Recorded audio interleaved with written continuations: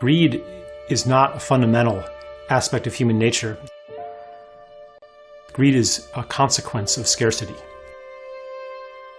If you and I are living in incredible abundance, such as used to exist 200 years ago, the fish were so thick on the water that it looked like you could walk across the rivers. Under those conditions, greed is ridiculous. If we're sitting among piles of apples that have fallen on the ground, it would be ridiculous for me to gather them all to myself, and I'm not going to get my pile when there's other piles sitting all over the place. If you do not have a perception of scarcity, then greed is a foreign emotion. What we've done is we've created scarcity. The money system creates artificial scarcity where there need be none. It's an abstraction. It's bits and computers. But we use it to exchange things that do come from nature.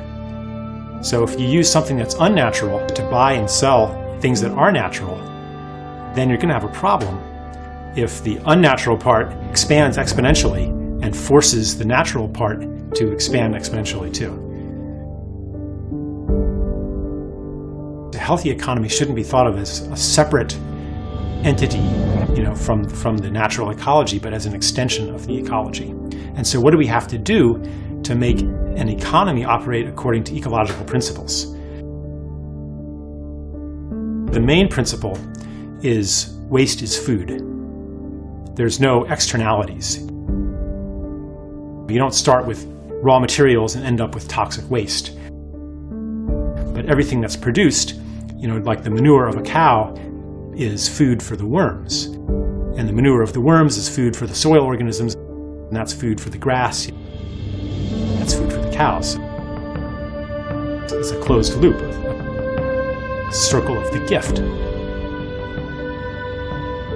The decaying currencies obey nature's law of return. They decay and then can be reborn in a different form.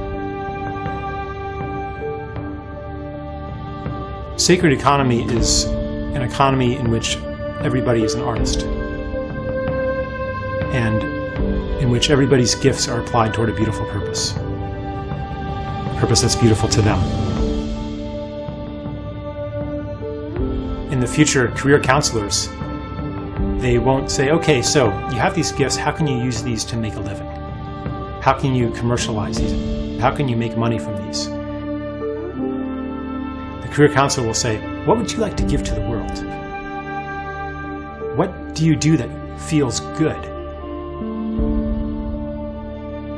And collectively, we will reorient our thinking to what can we as human beings create that's beautiful to us.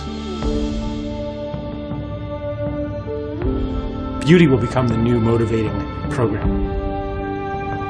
Instead of security, or survival, or domination. That's what our divine gifts are for. We're supposed to look upon our works and say, that's good.